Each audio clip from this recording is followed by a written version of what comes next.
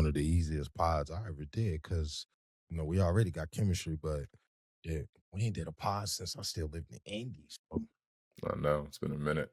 I know a lot has probably changed for both of us. So I appreciate you doing Facts. it. You know what I'm saying? This is like, this series I started, I'm just calling it Dominating Impulse, Unfiltered, just because Mhm. I think when COVID hit, it changed content creation forever, the good, bad, and the ugly. And for the people who were really doing it, they kind of got lost in the sauce. It wasn't about connecting anymore. It was about chasing algorithm. It was about chasing metrics. It was about monetizing. Like I really was starting to, in preparation for this episode, I went and started looking back at some of my old stuff, some of your old stuff, and I was like, wow, like the internet was a very different place. And then like boom, Thanos snap. But you know what I'm saying? Like I say, this is probably gonna be one of the easiest pods I ever did. Really, we probably ain't even gonna be on script too much because you know what I'm saying, we already got that chemistry. We've worked together before, we've gamed together before. So we've crossed Facts. paths. We've had a lot of similar philosophies. So the floor is yours, brother. Like I say, appreciate you doing this Patreon exclusive, Dominating Impulse, Unfiltered. So I'm Hey. saying, you know what I'm saying? Gotta give homage to the homie stage. Welcome, welcome. Introduce yourself for our new people, our old people, and just, you know what I'm saying, the universe in general. And then we can take it from there, wherever you want to start. Door board is yours, brother. Dope, man. Hey, first of all, thank you for having me. Greatly appreciate it. It's funny because I actually had a couple other people reach out to me about podcasts, but nothing really sat right with me. And I was just like, nah, I'm good. Like I turned down a couple. And then when you would mention it from time to time, I'd be like, yeah, I'm down. And then time would kind of pass. But then eventually it was like, hey, we're doing it now. And I was like, perfect. This is a perfect one for me to come back to, get back into this space. And I'm definitely grateful for you having me here. You know what I And also yeah. appreciate, Oh, what's up? not to cut you off, you know what I appreciate? Everybody I've asked to do this. Everybody's like, can we do it in the morning? Like, I would love to do it in the morning. I'm such a morning person. I'm like, okay, I know what the temperature is. People love to be their sharpest early for Definitely. conversational beats. Definitely. Yeah, your But yeah, floor is so yours, bro. bet. So, for the people that don't know me, I am the Bald Sage. And to describe myself, I help people slow down. I help them regulate and take honest ownership of their inner world. Um, and I do all of that just so that they can move through life with clarity instead of avoidance. And if you see some of my other stuff, I do a lot of gaming, but that's really just a place to meet me. The core concepts of everything I do is centered around something called radical accountability and you using that to be able to take control of your life. And I teach people how to do that. So that's like the real insight on what it is that I do. When I wrote this episode, I didn't have you in mind until I was hit when I hit done and I hit save and I like because I've been on my content journey. I think a lot of us probably struggle with file management. I feel like I finally Oh understand like man. that's a whole job within itself. So by the time I was done writing this, I like this is perfect for Sage. Like I didn't even waste time in setting the file. I immediately sent it out to you. Like nobody else seen it. So like this was one of one meant for you. So like everything you said just about radical accountability. And like we hit on that when me and you did a pod a while ago, like when I was Hmm. going through some real life stuff. And like I said before, I relocated to Houston. So I know that's kind of not only been your brand, but like your life philosophy as a person. So I think it's nice that you are stepping all the way into that forefront and just, you know, saying like giving it back to the community, giving it back to the universe. Cause there's so many people selling BS out here. And I never thought that you were one of those people. I think some people have kind of took like, what you guys do, good energy, positive talks, positive mantra, and kind of like I don't want to say corporatized it, but kind of scammed it a little bit. Would you agree with that? Oh, 100%. So it's funny. I used to be a personal trainer. I used to be a competitive bodybuilder back in the day. I used to tell people all the time, personal training is a scam. You don't need me. And it's the exact same thing that I feel like for self-help. I'm not saying you don't need nobody at all. You might need someone to show you a path to give you guidance, but you don't need them for your entire life. You don't need to go to 7,000 different retreats. You don't need to spend $50,000 a year to try to get your mind right from this person just because they know something. All of that is a scam. You need to be Yeah. able to sit with yourself in stillness and take some time and be honest with yourself about why you choose what you choose and why you won't change your habits and you'll transform your entire life. I've been struggling with discipline and changing habits. And one of the things that I hit on you don't change your habits until you really believe that you're going to get a different result from this. One, and then two is like if you're struggling with weight loss, you can change your diet, you could change your food, but you got to understand your relationship with food before the habit changes within itself. So, um, yeah, like that, like you always say, radical accountability. Just look the person in the mirror. If one, it's the cheapest way. Two, it's going to give you the fastest answer. But I think we're so blocked out with these Mhm. phones and blocked out with what's pushed now because of the world and just like different narratives that like people don't even know how to recognize it anymore because people don't have to talk to each other anymore. Essentially, you know what I'm saying? I think we're Facts. like the last one of the last generations that really still had to go out and talk to people and be rejected and be socially accepted and be socially awkward and be your own person. Like that was beauty in that. And I think that's kind of lost these days. Oh, 100%. Everybody lives vicariously through whoever their favorite content creator or entertainer is. So we spend a whole lot of time looking at social media, seeing what people are doing, seeing where they're at. And number one, I do my best, especially when I work with other people who make content, is to ask them who within your immediate family or your immediate surroundings, who you interact with, makes six figures off content creation a year. Who makes 20,000 off content creation a year. If you don't know anybody personally, then stop being so hard on yourself about it because you see these other people out here because you don't know how they got there. You don't know the connections they had. You really don't know what's going on that got them to the place where they at. That's a bar. That's a bar. You really don't know. I've struggled with that. I think um how we push things and how we push topics and just how you're taught to grow the Mhm. individuality. It starts at the bottom. It's been taken out of schools. So people, like I say, we're kind of one of those last generations, which like I just remember like anime is really popular now. There was a set of time where it was not cool to like anime. I've always liked Facts. Dragon Ball Z and Sailor Moon and Cowboy Bebop and some of them shows that really came on Toonami. And some of my friends used to look at me like I was crazy. And now that is socially cool and socially accepted because popular people that certain demos like this thing. It's like, all right, do you really like that? Or is that the machine pushing you to like that? That's always been the question dominating the post has been about. I think people have always kind of misconstrued that you one of the early people who've picked up on, I'll say, some of my trollability and clickability like moments. Like I don't really do it like intentionally. I just like genuinely like ask questions because Mhm. I don't think people really like what they think they like. I think it's all between books and movies and songs. They've kind of been telling us The Incredibles, one of my favorite movies because it's kind of telling you in multi parts how the world is shifting. And then if you shift over that like in a roundabout way to Cars 2, one of the Disney Pixar theories is one of the best theories I've ever walked across in life if y'all want to watch it or Google it. But it's telling you like, you know, how literally social interaction is being taken out the world step Yeah. by step by step with technology. And now You know what's we're here crazy? at It's AI. almost oh, go ahead. No, I would you say good. it's no, that was perfect segue because I was gonna say it's almost like the system in and of itself has evolved from making people from workers into robots. And it's The like system is it working. gives them the space. Yeah, 100%. I And don't know it's if it and what's you up? remember those old Apple commercials? Those old Mm. don't become the system and fight against the system and like big commercial, big brother. Like I feel like I we damn near there. I mean, I feel like we are.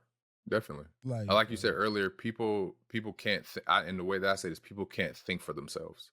That's the part. Because you're so focused on trying to be something that you see or become something else that you can't even like if I ask you what do you like? I like Kai Cenat. Why?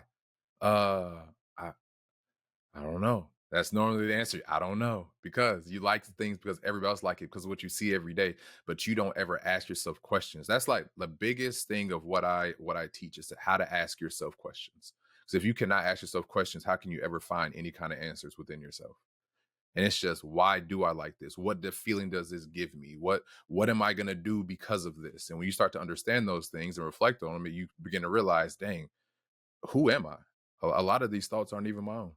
you know what? That is a perfect segue because we dove straight into the heat of this episode and we introduced who Sage is, but as a person, and somebody that I look to as a friend and, my contemporary in this content space. First off, Happy New Year, brother. I know we like Happy 15 New minutes Year. into the episode of doing this, but like also what's new in your life that has re-sparked, because I've been following your content that's kind of like re-sparked your love for doing content again. I have been trying to find something that I can really give myself to. For a little bit, it was gaming, and I was trying to like build off of that. So I'm like made a separate gaming channel and this and that.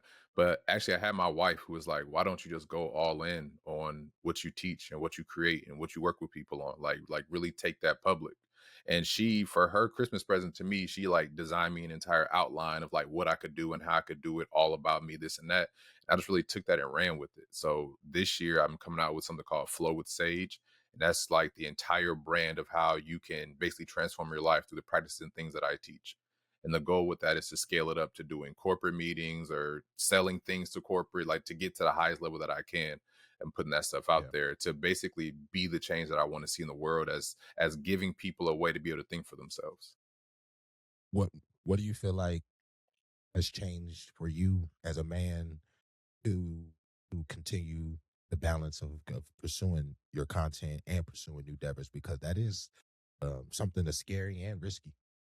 Facts. No, I took accountability for the fact that I didn't see myself as enough, and I never gave myself enough grace to be enough because I was still defined by what I thought others thought of me. And that was What do you mean something by that that? stayed with me for.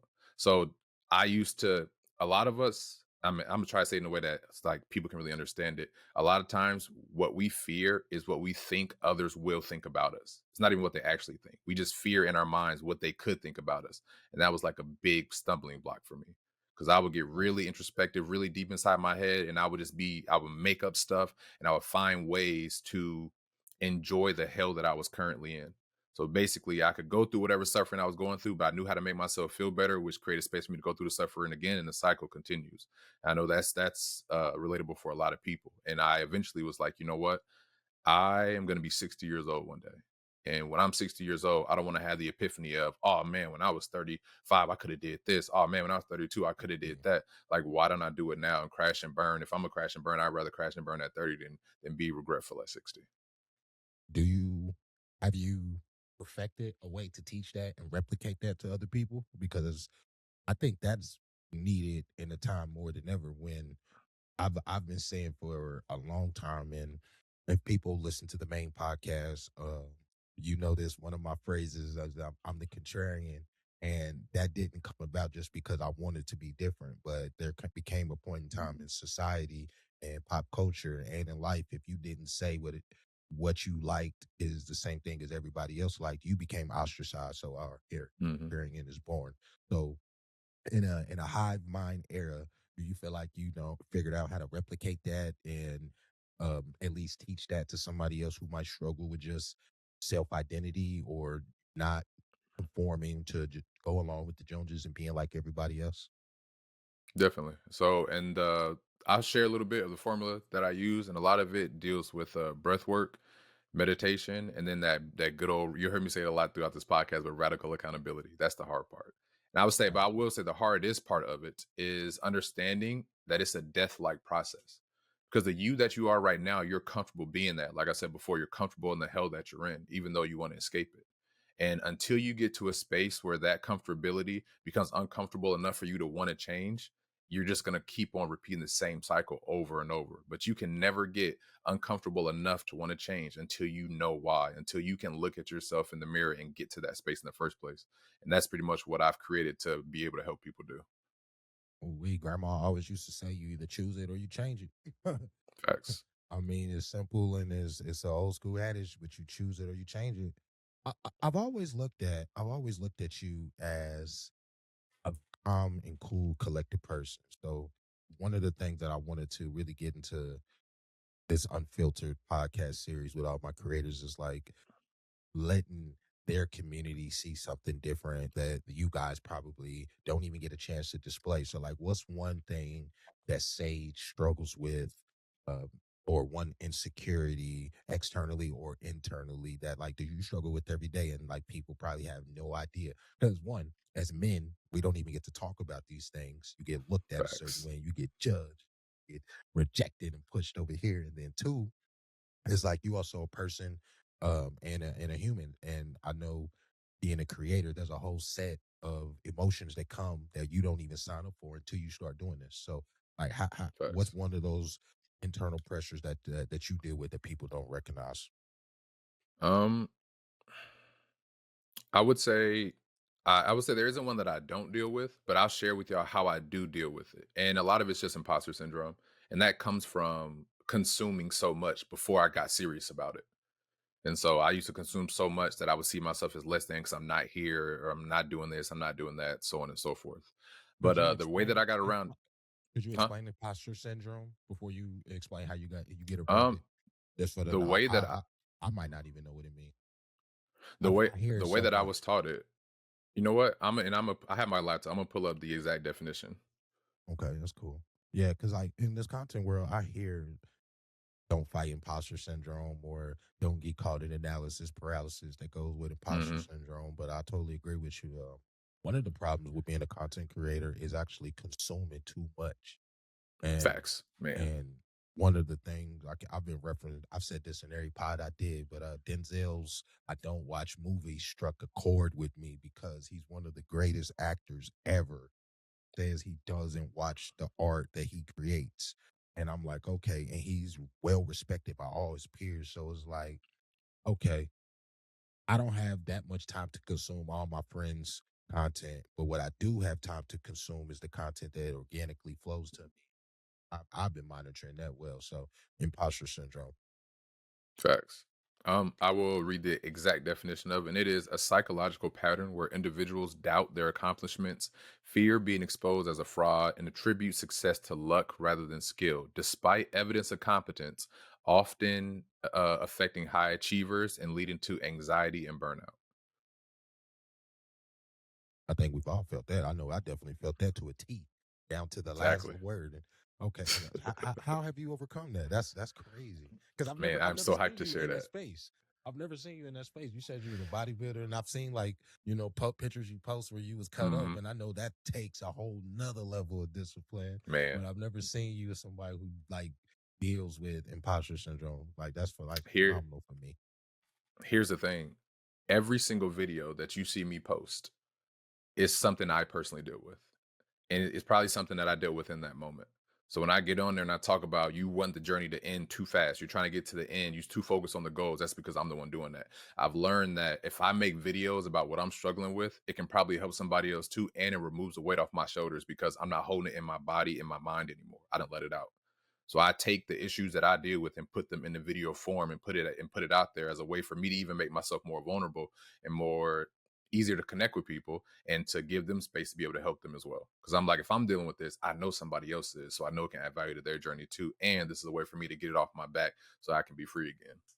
I feel that. I feel that. You definitely have a way of picking up with energy. I think you're one of the few people who came across me, and some people were like, "Hey, Impulse, you might be angry, or why you speaking that way." But I don't really believe in like astrology like that. But what I will say is answer.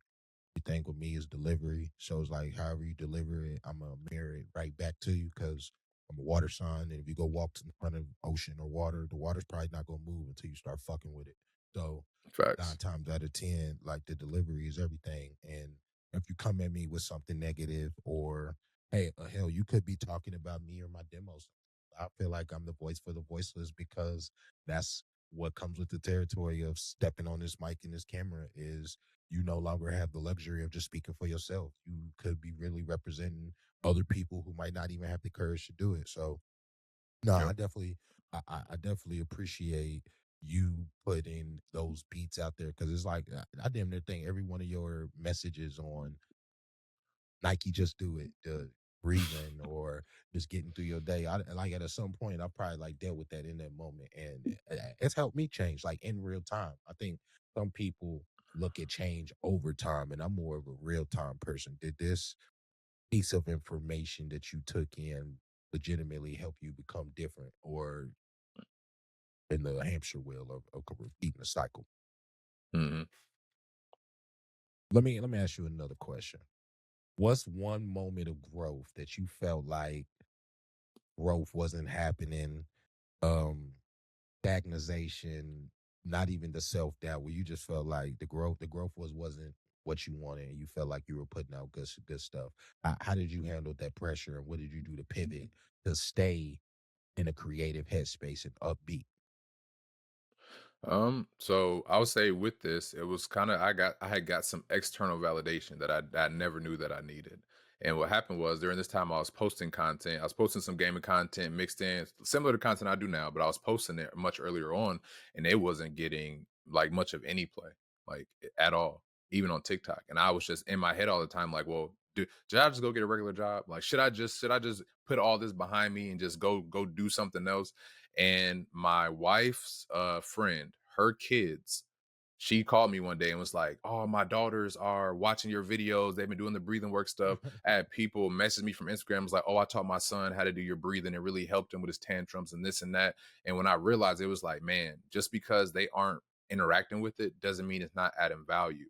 Now, also put me in another crossroads because it's like, yes, I do have a certain materialistic level that I would like to get to because I mean we have to live in the world anyway. We have to live here, so it's good to be at a certain place. But at the same time, I'm able to add value. Like what I do is valuable. What I do is enough. And that was like just a reassurance of, hey, you never know. Kind of like what I said, we were streaming yesterday. You never know who's going to see it. You never know who could change your life. So just Facts. keep posting. Let me ask you a question because I've asked a lot of different men this and especially black men. Um, do you believe in quality over quantity or quantity over quality in this day and age of the micro influencer, social media, monetization? Like, Mhm. which one do you feel like hits harder? I think it's just depends on where you're at. So, like, if you're someone who's a smaller creator, I think quantity over quality is going to be your big one first. But make sure that your quantity hits home. Like you're really driving in who you are and what you believe in, and you're really expressing yourself on that. And then once you build a community and you got things rolling, then you start moving over to quality some because you're starting to get into a different demographic. But I'm a firm believer, at least for me right now, get eyes, get as many eyes to see the bald sage or dominate impulse as they can. That's all that matters. How many people can see me in a day? Feel that. I feel that. It's just funny because every person, you know what I'm saying, the different answer for this. And I was chatting with my wife last night about this. I don't think you can get 10 black men to agree on anything like together. Like I don't know if it's like a psychology barrier or even like for the greater good. I don't know if we can get 10 black men to agree on like one thing. And I think that's like kind of astounding in a little bit. Like what you think about that? Is that a true or false statement? Not to put you on the spot. Uh, I think it's pretty subjective. It really depends on uh the black men that you hanging around and what they got going on. Is that my big thing is this, and it's something I tell my wife too, is that people are always going to look out for themselves. They're always going to make sure that they're good first. And that's just something Charles you got to Darwin, remember. So it self-preservation. really Yeah, it really depends on where you are and what you're doing at that time and where the people you're around are and what they're doing at that time. Because one of the talks I have with people is, well, if you woke up in the morning on the right side of the bed and someone cut you off in traffic, I bet you wouldn't get mad. I bet you wouldn't be upset. You'd probably be like, man, I hope to where they're going safely. But if you sleep in late, if you're rushing and you get cut off in traffic, you're going to flip because it depends on the situation that you're in for how you're going to react. Hey, yo, we've all been there though, man. Sometimes I don't know. Some of these people really can't drive, but you definitely right about that. I was You saying in that Texas, so I know. I was saying that the other day on when we were streaming. It's like you ain't got to tell nobody to do something they want to do.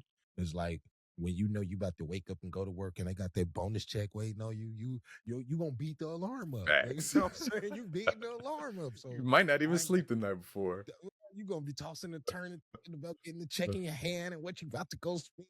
Even thought about nothing else. So it's like I ain't got to tell you to do what you want to do, and I think that comes hand in hand with content and taking care of yourself and discipline and routine because a lot of that get lost in what we do. Like it's almost like we've become background noise and elevator music a little bit.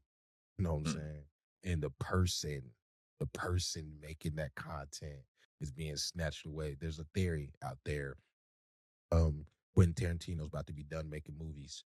So he always says he would never want to do a superhero movie because the people playing the actors become caricatures of themselves. And I'm sitting here like Avengers Doomsday, it's about to be Facts. fire. I'm excited for it. But now Chris Evans is almost typecasted himself and can't go do nothing else. And I think he's a really good actor. Robert Downey Jr. been acting since the late 80s and he's coming back to do another comic book movie. I think that isn't an indictment on their acting skills. I think that's an indictment on how people consume content in movies. You know what I'm saying? Like they almost don't want these people to go do and try different things. Man, no, Um, 100%. let's get into some ego because I see you talk about ego a lot, and like you Definitely. said, the radicalization of just checking yourself. And I think we talked about this before in like some other podcasts because I think you asked me how did I get to the point where I was allowing people just to self critique me? And that's definitely a hard thing to do in content creation. So, on the ego side, what's one way of not having an overinflated ego and staying grounded? Because I've always looked at you as a very, very grounded creator. Has one way, has that helped you grow and pivot to try new things outside of just gaming and the breathing work and the meditation that you do with other people? I would say my relationship with ego is a little bit different. And the way that I look at it is the philosophy I live by is I do what I want, when I want, how I want. And I will not infringe upon anyone else's free will. I will always let people do what they want. And that has kind of put me in a much a healthier space than when I was solely focused on, because what I realized is when I focus on we'll call it ego. I'm mostly focused on what other people think of me. How can I'm basically become a people pleaser. Because as long as I do that, then people praise me, which then inflates that ego, which makes you feel good. So that's like the kind of cycle that I saw. And I realized once I got away from that, it was like, oh, there's a whole other world out here besides this whole me being the center of everything. Can you give me an example of that? Real life example if you want to? Um, Because I think in our content Let me space, see. um, Mhm. it's almost like you got to remove your ego, and there's a level of emotion that you just got to turn off with every project that you do because if you put too much into it, your feelings will be hurt, and that's like human psychology. That's not even if it's good or bad. Like I've watched and read so many big time actors go try different projects and the project fail. And they like now they sitting in therapy for the next 2 years trying to figure out why they can't get their mojo back. Okay. So I think in the content space, ego is good and bad. Yeah, I can definitely agree with that. I think that it definitely has its place. I replace, and then us talking about it kind of gave me better insight on what to say, and I would replace ego with people pleasing. So Okay. one of the things that I do within my practice, I replace a lot of words because a lot of labels that we use have a lot of limits on it. But when you replace that label with a different word, it kind of gives you a different perspective on it. And so it's more so people pleasing, and a lot of our self worth gets tied up in that. So kind of like the example you use with the actors, once they do something and maybe it fails, and now they're dealing with all of this stuff. Well, it's because you feel like you failed these people, which in turn means you failed yourself. If people praise you, then you're good. If they boo you, then you're bad, and that was what I wanted to get away from. Like that was the big thing that was like, hey, I want to go the opposite direction of this because I'm tired of being limited by people's reactions to who it is that I choose to be or what it is that I choose to create. Do you feel like you've removed expectations from all projects you do? You do it, you knock it off the list. It's a part of your routine, and you on to the next one. Is that what you have Finally, mastered? finally, He's he's a I'm master of the gonna say project. I will say I'll take the master title, but I will say I'm human. So there's times where I will trip up and catch, but because of what I practice, I'm able to catch myself and then correct myself. All right, we did just say some master because I know you watch anime like me too. Facts. Give me. I know you. I've asked this to you many times in stream, but let the people know. Give me your top 5 shows and then top 5 characters. And you can give me a Ooh. defining moment for any one of those. And like I always tell people who don't watch anime, one, it is a cartoon, yes, but you can ask anybody who enjoys anime you have a story that connects with you real life. I always tell people go watch the Namek arc in DBZ. That's me. That's Vegeta. That's growing. That's learning to trust other people. That's learning to lend your energy and your resources to other people for the greater good. You know what I'm saying? Even if you're not the one to achieve it. And also one of the biggest anime moments ever was in that arc. But so it's like it's not the story, it's not the show, it's the moments that connect with you as a person. So what let me hear your anime thesis and theology because Um, this is so controversial these days. so I really don't have. I have like a top show, which is Okay. Naruto, and it's only because that was the first show that I ever got into. But I got so deep into it because I could relate to it. Because I never really felt accepted. I was always a little different, always a little bit more eccentric growing up. So I never really felt like I really fit in anywhere, and I related to that with Naruto. So I've watched and read Naruto from the beginning to the end. So that's my top. Within the show Naruto, my favorite anime character overall is Kakashi. And the Okay. reason why, as a kid, it was definitely Naruto as a kid. But once I became an adult and rewatched it, and I looked at Kakashi's whole time on the show, I was like, wait, that's it right there. Like that's it. Like he even became Hokage at one point. wasn't even trying to. That man was literally just living his life, and I was like, that's what I want, to make a choice, to live my life, and live my life based on that choice, and take whatever comes with it. You know, there's two type of Naruto fans I've met the type of fans where I really like Naruto, and here's why. And the other type, you've never watched Naruto? No, I haven't. And I always don't watch Naruto. It's like the LeBron fans and the Dallas Cowboy fans. And I'm a LeBron fan, but I actually understand the statement. It's not that I don't like the person or the thing. I don't like the fandom and what comes with that. And it's like, oh, you're not down with the Hokage? Nah, bro. I've never really liked Naruto. I've given it a chance as an adult. There's certain fights I like. There's certain themes that I picked up on and Definitely. lessons that definitely are learned. And then I always feel like the people miss one of the biggest points of Naruto. The creator of that is the student of RIP Akira Toriyama. And he said Facts. many times that he took a lot of homage from not only DBZ, but a lot of those early 80 and early 90 anime to make Naruto the classic and become the big three that it is. So people really don't speak on that. And that's why I always kind of like stepped away. But that's heat though. That's heat though. Any other anime you watch? Any of the new ones, So Solo Leveling, My Hero? I would say I did enjoy. I watched, so I would say I watch a lot. I probably watch if it is, especially if it's shonen, if there's fight scenes, I watch a lot of like the Chinese anime, like Fog Hill of the Elements. Like if there's good choreographed fight scenes and good animation, I'm probably gonna watch it. But I say one of my most transformative moments with anime is Tokyo Ghoul. I don't know if you've ever seen that before. It's called Hmm. Tokyo Ghoul, season 1, last episode. To kind of set the premise for people who've never seen it before, the main character has got captured and he's being tortured, and the guy gives him a choice to save this man or this woman, and the character can't choose. So the guy ends up killing both. And the character is faced Wow. with this thought of, why me, why does this have to happen to me? And there's another entity inside of him that's talking to him that's like, well, why don't you choose? Like why don't you make a choice, even if it means somebody getting hurt? Why don't you choose yourself? Like in that moment, he faced a lot of like he felt like his mom never chose him and all this stuff, and he was a big time people pleaser. But that moment just snapped things for him, and then he just became a beast for the rest of the series after that. After he accepted the fact that I got to choose myself. Basically, look, is this controversial? Because I think I just got a light bulb moment as you was talking about that, and I've never finished Tokyo Ghoul, so now I'm going to add it to my list. Um, is Superman a people pleaser? Because we always see the dark Superman go ham and start killing and not Facts. restraining and really, like you saying, making that choice. So would you say the Boy Scout, the man in blue, is a people pleaser? And that's why most adults and fans will lean towards Batman. I mean, I'll agree with that to an extent. I've always felt like Superman was a little bit of a coward. I don't know why he stayed. I Wow. get it because he was here with, his uncle and his aunt who raised him and stuff. But if I got them powers, man, I'm going to explore the universe. Like, why are you staying? Why are you so staying here with these We these humans? And you're always talking about he doesn't use his real power, so you can go your whole life not being all that you can be for other people. Yeah, you're a people pleaser, bro.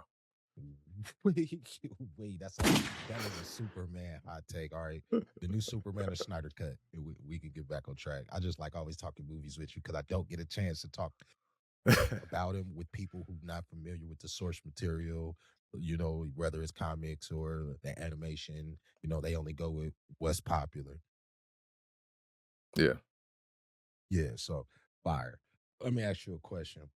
This version of you, Mhm. this version of Sage, what did it cost you? What was your law of alchemy transitioning from anime? You know what I'm saying?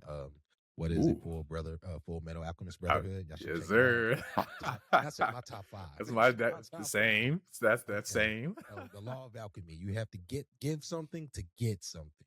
What did that cost Sage to get this level of success and pivoting to do something new? Because, like you Mhm. said, you are starting something new and you kind of stepping away from full fledged gaming side of content creation. Although I do think you're a phenomenal gamer.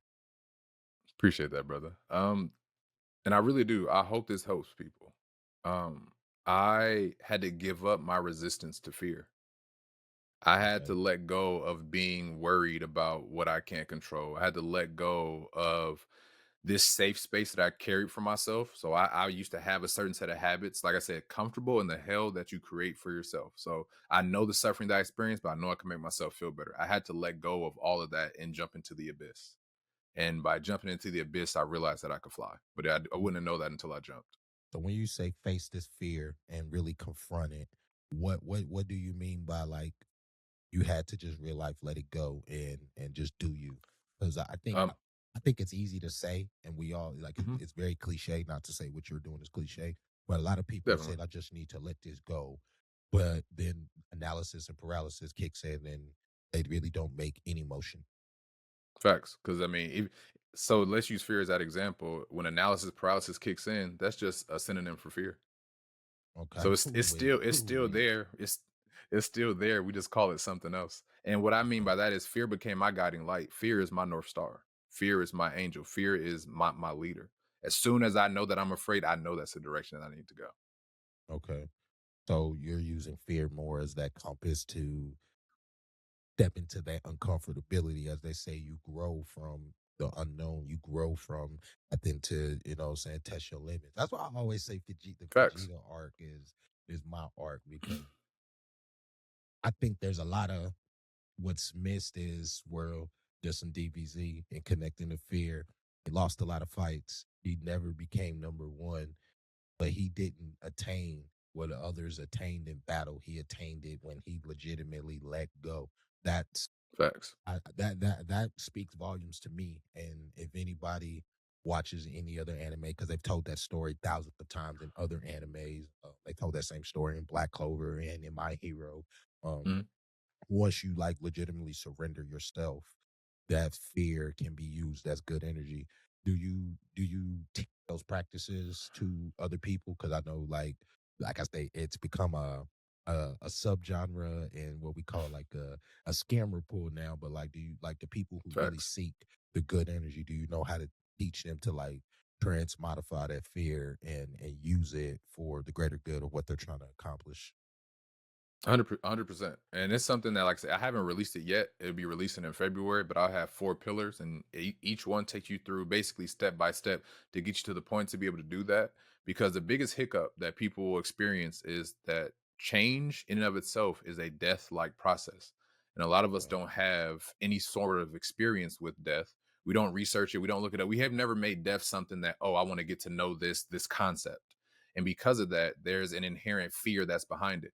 So the moment that something in your life starts to change in your brain, it's like, ooh, I'm dying right now because who I am right now is about to be gone, which is where that analysis process comes in, which is where all these things will come up to try to stop us in that moment. But it's like that's when you have to let yourself fall into the abyss. Boss, I done hit you with a couple of these this episode, so kind of sticks with the theme.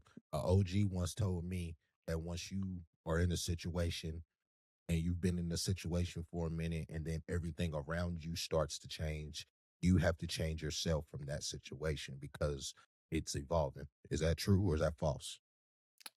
I would just say it depends on where you are with yourself because I'm a very big pusher of I don't let my outside affect my inside.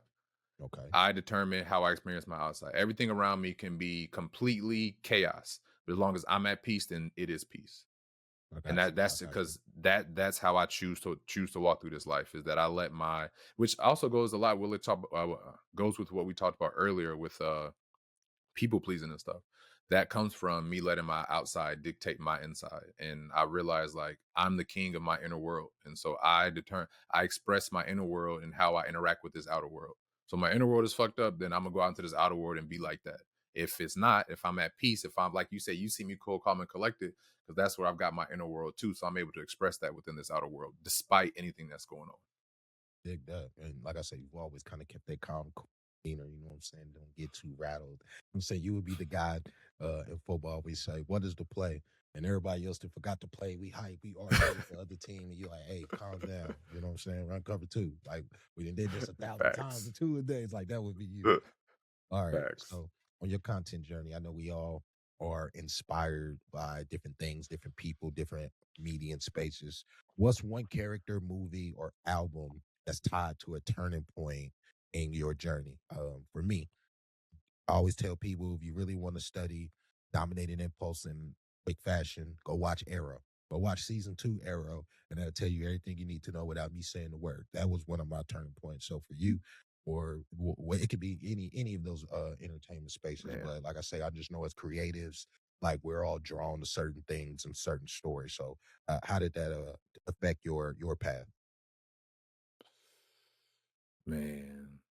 I won't, I can't say that it's one thing. For me, it's kind of Oh, it been can be many seeing this, things.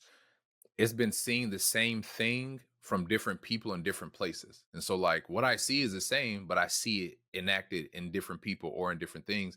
And so I'm gonna use basketball for an example, because that's like where my whole journey of life started. I used to play basketball, play basketball in college and all that stuff. Okay, Was shout seeing out. that no matter how many shots Kobe missed, he was gonna shoot his shots. Same with Jordan.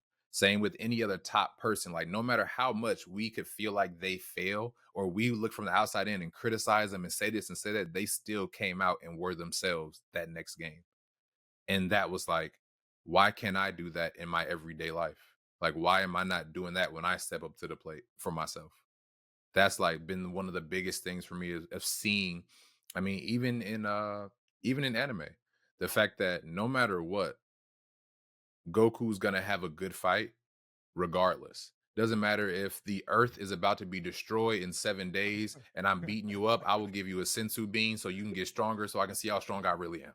Oh man. I'm gonna do me despite it regardless. And that's how I kind of came with that philosophy. I do whatever I want, but I'll never mess with somebody else or speak on somebody else. But at least for me, I'm gonna do what I want. And that means I'm not gonna let anybody else shake what I'm doing.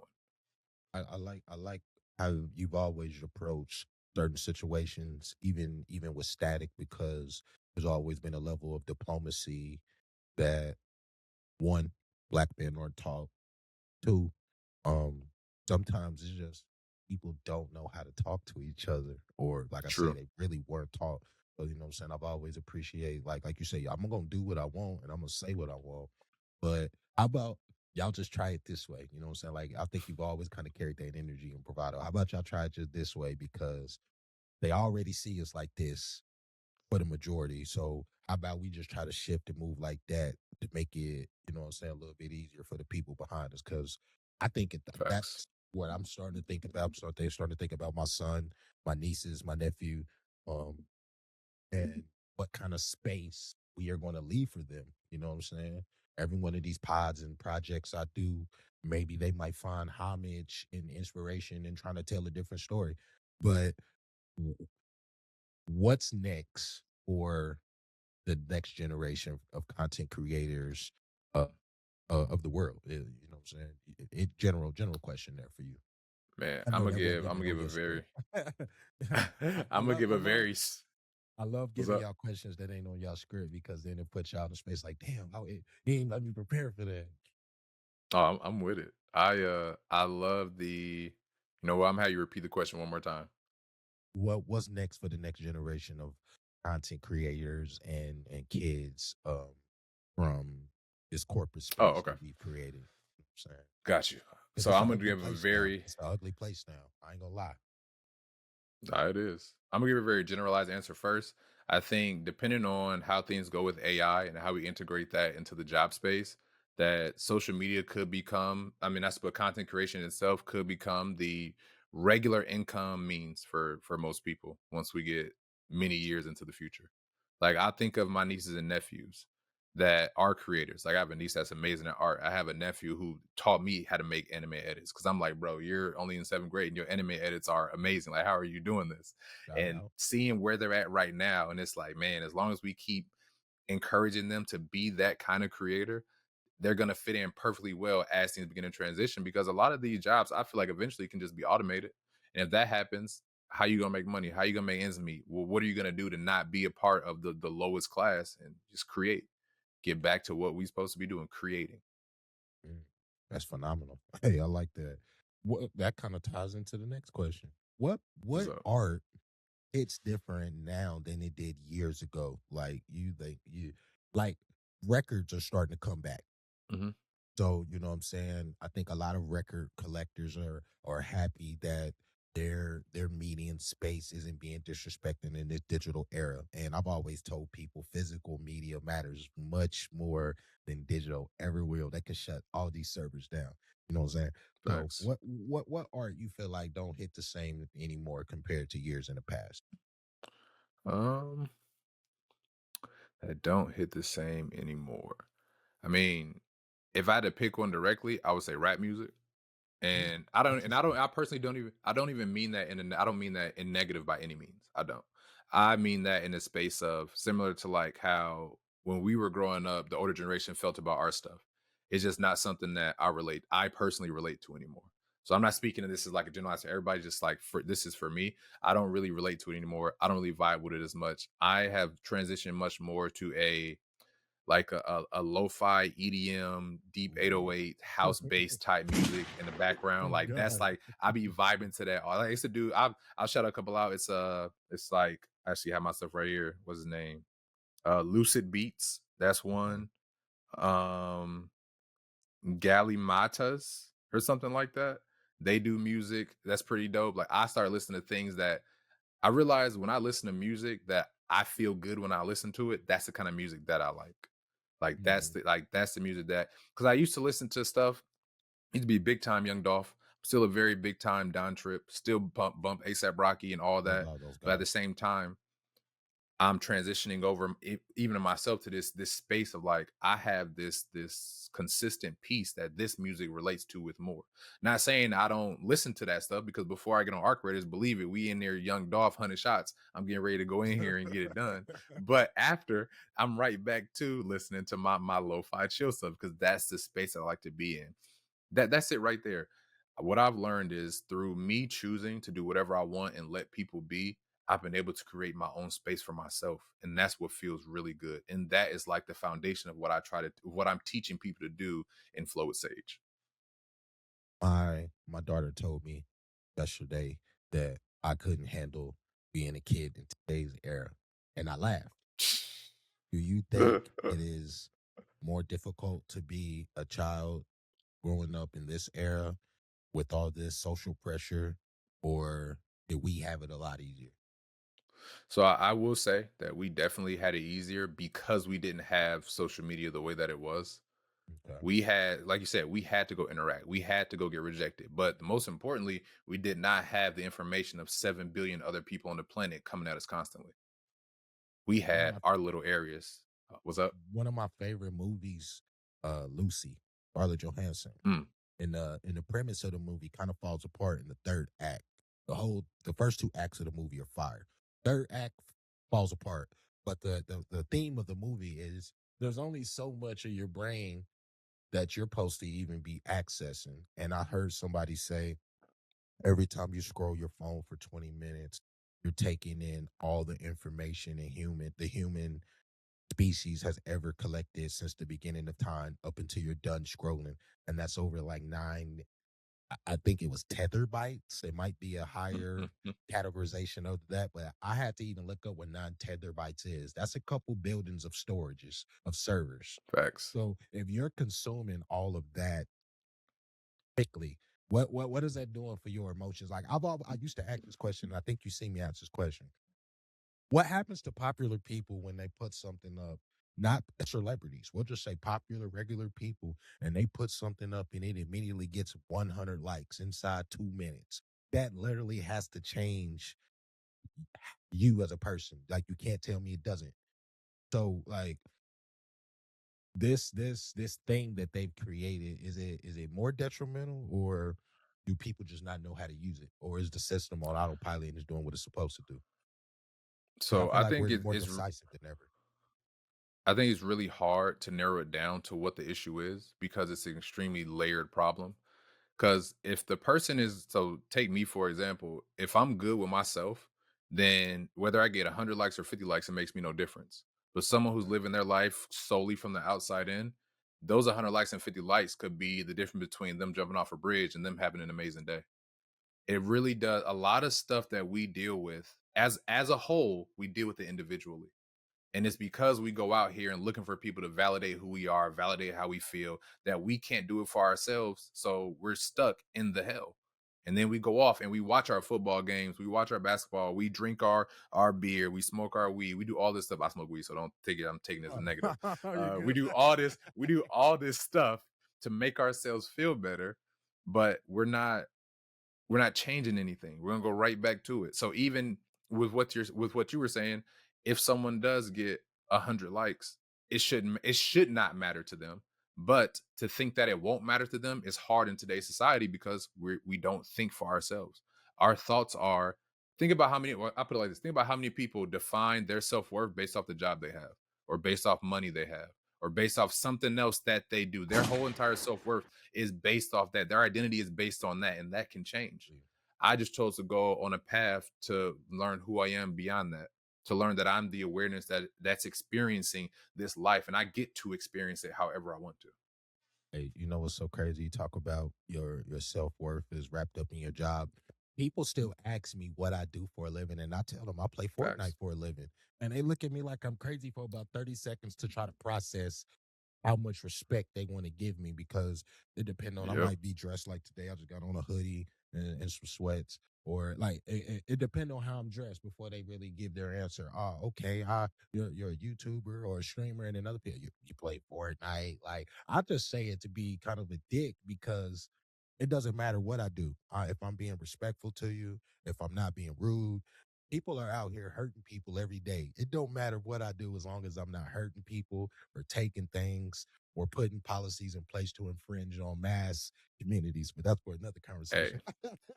You know what I I'm see how saying? you slid that in there. And I feel you, bro, because I do so before I got like deep into content creation, I was big in corporate, like making very good money, working a regular corporate life. And my wife was too. So it used to be a certain thing when we would go hang out with friends and go to places. It's like, oh, they're a couple with no kids, they're making this money, they're doing this and doing that. And then when I got more into content creation after I got sick back in 2017, and lost the ability to work for a while, things changed a little bit, and I used to be ashamed to go out because I wasn't the same person that I was who was making the same money that I was.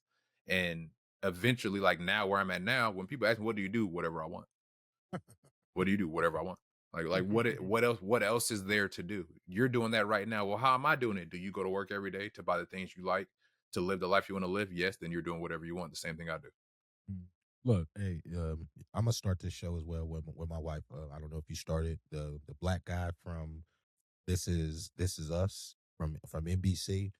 I Mhm. see the clip all the time, and sometimes when I'm feeling down about my content, and even if I'm not vocally down, it seems like the clip just pops up. And he was like, "I worked for you for 10 years. I basically built this. That's cool. I'm gonna just step away." And they're like, "What you gonna do?" He said, "I might jog to work tomorrow." You know what I'm saying? He's like, "I might jog or do something like that." Like you say, I'm gonna do whatever I want. Like, you know what I'm saying? Eventually. And I had to learn that. 2025 was a pivot year for me. We got a couple questions. We'll wrap it up. 2025 was a pivot for me year for me, and I kind of had to pivot and just really do whatever I want. Shed some things, shed some people, shed some habits to rediscover myself. And like I say, I think the latter half of the year, I started to get re-sparked to find that love of content Definitely. creation. For you, how would you navigate, or tell someone to navigate in your practice a difficult moment to pivot, to pick up something or drop off something if they're struggling internally or not having external validations. Because I've been trying to live on the theory of two things: Gucci Mane metrics. I'm gonna just put out so much content. Y'all don't have no choice but to pay attention to it, and I don't get to control the outcome. I get to control the output, which is the same thing as what I just said with the Gucci Mane metrics. So, how do you tell someone, or even yourself, how do you struggle with those pivotal moments in life, relationship, not even just content? I don't think these things are discussed enough. We only see the success stories, but you ain't seen that person Facts. putting 10 hours in for 10 months, washing dishes in the back. You know what I'm saying? Hmm. It's funny because I recently just made a video about this. I've learned, and I say it at the end of all my videos, continue to enjoy your amazing journey.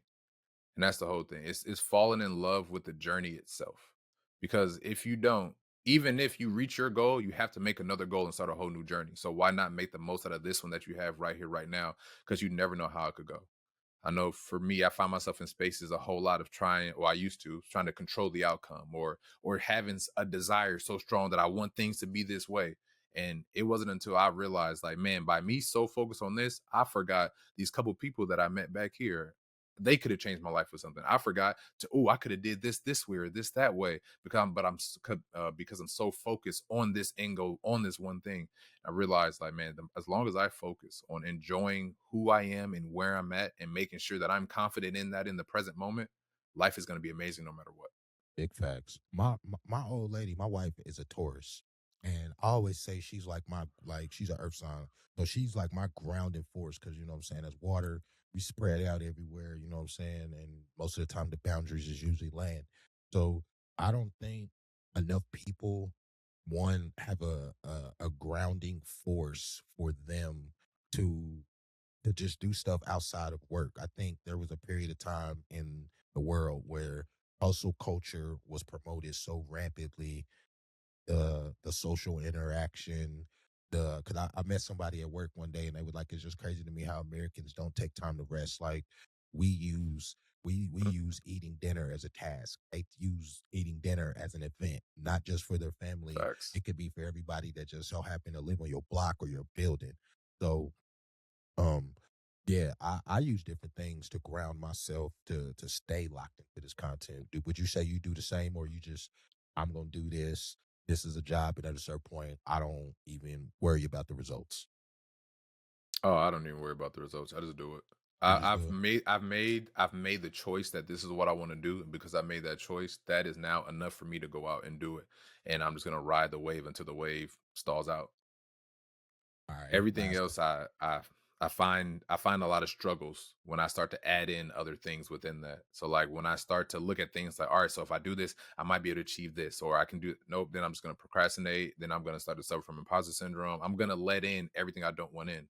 So why don't I just focus on just doing the thing that I want to do and solely focused on that? That's what this goal of this Unfiltered series was.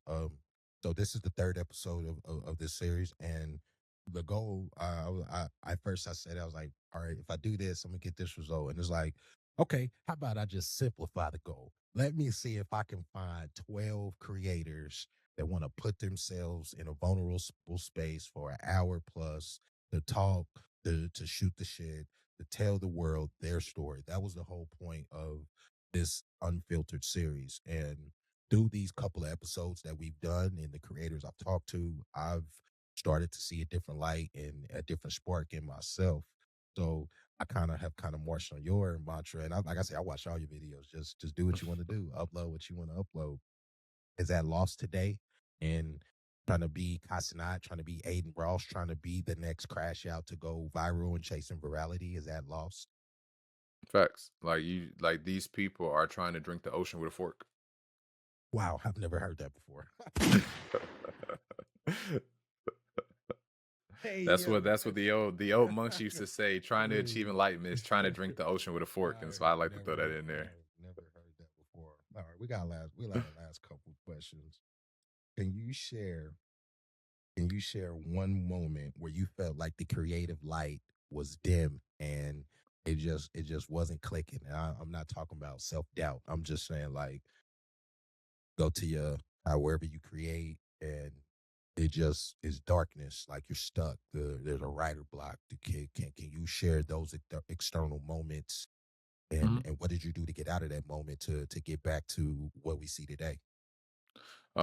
Back I'm gonna say 2024ish when I had got back into making content a little bit more consistently because I would have each year it would be like on and off, on and off. But when I started getting back to a little more consistently back then, I was really big on Chat GPT because that's when a lot of people were using it. It was starting to blow up, and I was using that for every single one of my videos. I would talk to Chat GPT to come with a script, and then that's what I would try to do because I thought if I tell Chat GPT I'm trying to get into the algorithm, Chat GPT will make it perfect for me to do that. Then I can make these things, and when that wasn't hitting and I was like, well, what else do I do? Well, I should make a video. I would literally go days like I don't even know what to say. I don't know what I'm gonna make. I don't know what to talk about because none of it felt like me anymore. Like that was Yeah, like the real like feeling like, oh, I'm not supposed to be here. I'm not supposed to be doing this. yeah. And it wasn't until I said I began to make fear that guiding light that it was like, hey, I just need to make some videos first. Just talk. Just look at myself talk. Don't even post it. Just make some videos and look at myself first. And as I start to do those things, then I was got to a space where I am now making the stuff that I do. What what game or what moment did you just start talking yourself through to be like, all right, we back, we comfortable. That this fear is good. What game or moment was that? That was just it was just in meditation. Okay. And I will be very clear on it. So I don't nothing that I teach or do is really traditional. It's rooted in traditional aspects and perspectives. But I will tell somebody to go on a meditative walk where you take 4 steps inhale, 8 steps exhale, stuff like that to get your body moving and put yourself in a different space and move while you do it. So I'm very big on moving the body with all that. I mean, with the things that I do. So that was one of the things. It was just in a meditative space, and I was just like, all right, this is where I've been. I know where I want to be and I want to be able to accept where I am right now. Because if I can accept where I am right now, then I can get to where I want to be. I feel that. That is a bar. That is a bar. One more hot one, brother. One more Got hot you. one, and then we can wrap this up. Does starting over scare you? Or do you embrace that fear of the unknown and doing something that you've never done before?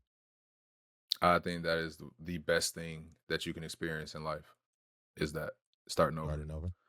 I Yep. think that Because I think that you can keep cooking, my fault. yeah, because all of us have created a character. Even everybody's watching this has created a character. And at some point, that character got to a space where they were no longer serving us. And we never let that character go because we were afraid of starting over. Mhm. And I'm just using this as one example. You can probably find many examples to use this for.